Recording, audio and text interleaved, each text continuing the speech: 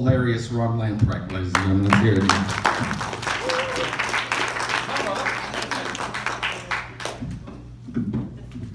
Hey everybody, good to see you. Thanks for coming out. I am 49 years old. I just turned 49 years old. Let me hear from everybody over 40. Go ahead and clap if you're over 40. Those of you under 40, take note. Everybody over the age of 40.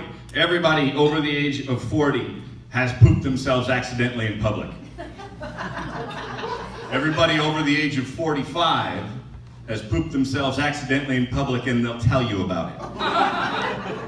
Everybody over the age of 50 has pooped themselves in public, and it wasn't an accident, it was acceptance. That's just a fact, right?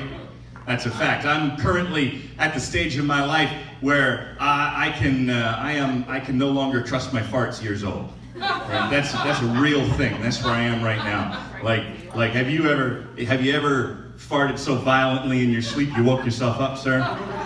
Yeah, and then like it's so unnerving you have to reach back just to make sure that it was just gas.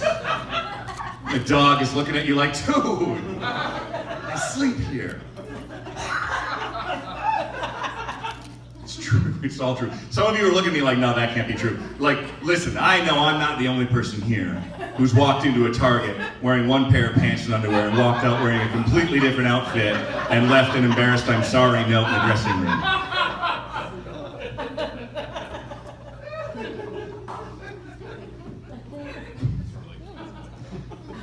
My body is currently participating in a contest with itself to see which part can grow hair the fastest.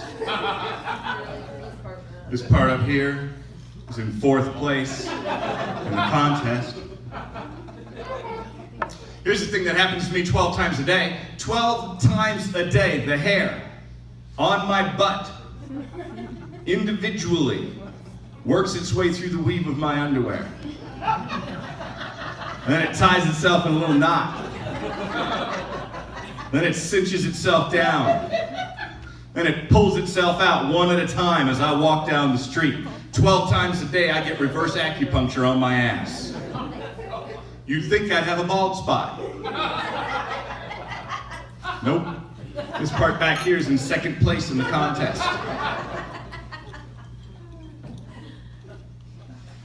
I grew up middle class poor from a little town called Brownton. Anybody heard of it?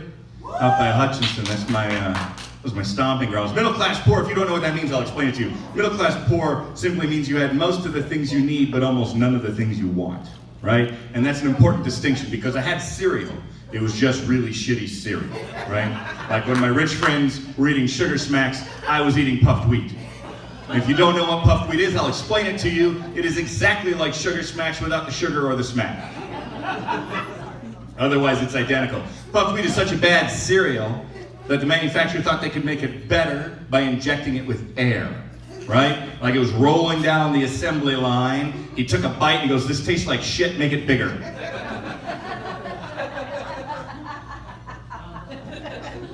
Puffed wheat comes in a plastic bag. I don't know if you're familiar with how cereal hierarchy works. I'll explain it to you. Let's go to your favorite grocery store. Take a left down that cereal aisle, right? What's the first cereal you see? It's the $8 and $9 boxes of Kashi organic cereal, right? The stuff where 20 minutes after you're done eating it, you got dribble farts. The next batch of cereals you see are the chocolate-covered sugar bombs your kids love so much. The next batch of cereals you see are the generic organic cereals. The cereals where an hour after you're done eating that, you can shit through a screen door at 20 paces because it's got twice the fiber of raw rope. The next batch of cereals you see are the generic chocolate-covered sugar bombs. The next batch of cereals you see are the EBT and WIC assistant cereals. The next batch of cereals you see are the plastic bag cereals, okay? And puffed wheat is such a bad cereal, even it didn't want to be in the bowl. You had to hold it down when you poured the milk because it just flowed up to the surface. You have to mash it back down in there, and 20 minutes after you're done eating that, you're shitting little igloo coolers because I'm pretty sure it was just made of styrofoam.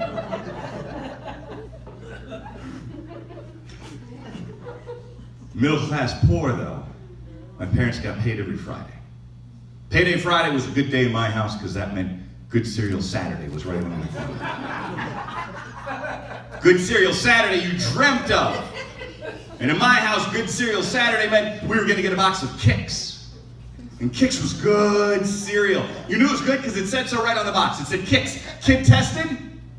Mother approved. Your damn mother approved. What homeless shelter did they query to get that endorsement? Kix. Sounds like tricks.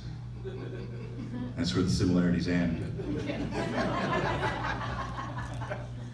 Tricks turn your milk into a delicious rainbow smoothie.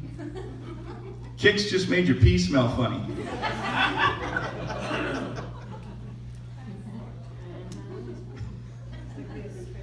I'm a parent. My parents were parents. I come from a long line of parents. I have 3 kids, 1 of each. They're awesome. Good for you for catching that. They didn't get that joke in Crystal. You guys are sharper over here. Nicely done. I have 23-year-old twins, a boy and a girl, and I have a 19-year-old daughter. I will say this, without hesitation, this is a fact. Boys are easier to raise than girls. That is absolute truth. And I can back it up with science if you don't believe me. It's very simple. Boys are easier to raise than girls for one simple reason, and that is because boys are dumb. That's science. I think it's in the Bible. You can look it up. It's all a fact. If you don't believe me, ladies, look at the man in your life. Husband, boyfriend, dad, son, whatever. Ask him this one simple question. Have you ever intentionally electrocuted yourself? I'll wait. Go ahead and ask. That's a 100% yes response. Every male ever in the history of the world who's had access to electricity has intentionally electrocuted himself. And do you know what they did immediately after that? They did it again. And immediately after that, they looked for their brother to do it to him. Then their sister came along and they said, hey, touch that. And she said, no. And they said, come on, it'll be fun. What happens? You'll get electrocuted. That sounds dumb. And then she walks away. That's fact. That is just straight up facts. I went to a K through 12 school. Kindergarten through 12th grade. If you've never been, let me explain to you what it is. That just means you have all of the grades right there under one roof, right? Now, the neat thing about a K through 12 school is I have friends for life. From kindergarten all the way up until tomorrow, I have friends I'm still friends with. One of my very good friends, his name was Chris. Chris and I are still good friends. Here's the thing about Chris. Chris was what we now know is on the spectrum. But back in the day, we didn't have a spectrum.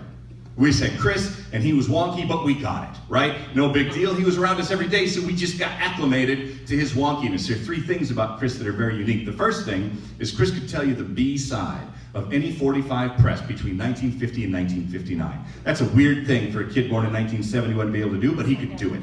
The second thing about Chris is he would never lie.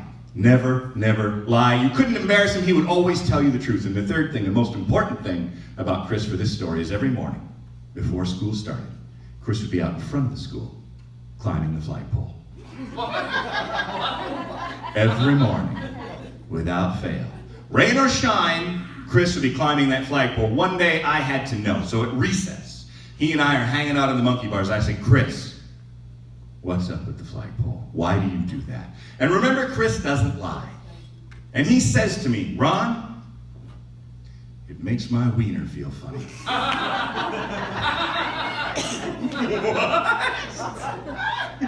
What happens now? Here's the thing, he was right.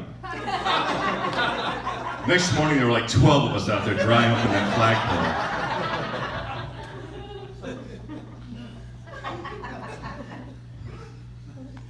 Small town living at its finest. That's what we did out there. My dad, we recently lost my dad. My dad was a Vietnam vet. And here's the thing, like most men of that generation, my dad suffered from what we call toxic masculinity. He didn't know any better. That was just how they were raised, right? And his admonishment to me, his advice was always, do it like a man. Everything had to be done like a man. No matter what I was doing, it had to be done like a man. Like I watched my mom shake salt on her food, right? And she would hold the salt shaker and she would tap it gently and a reasonable amount of salt would fall on her food. And so I did that. My dad smacked me, smacked the salt shaker out of my hand. He said, shake it like a man. So I had to shake it like a man and get a man's amount of salt on my food. Like that was his admonishment. And I think he thought if he kept telling me to do things like a man, it would prevent me from growing up gay. In his mind, do it like a man meant you couldn't be gay, right? Now in his defense, I have deep-throated every single pudding pop I've ever eaten. So it's not like it wasn't fair for him to be worried, okay? Like one day I was raking the lawn and I wasn't doing it right. He smacked me, he goes, rake like a man! So I had to rake like a man. One day my soup was too hot. I was trying to cool off my soup, and I wasn't doing it right. And he smacked me, he goes, blow like a man! And I thought, well, now you're just sending mixed signals.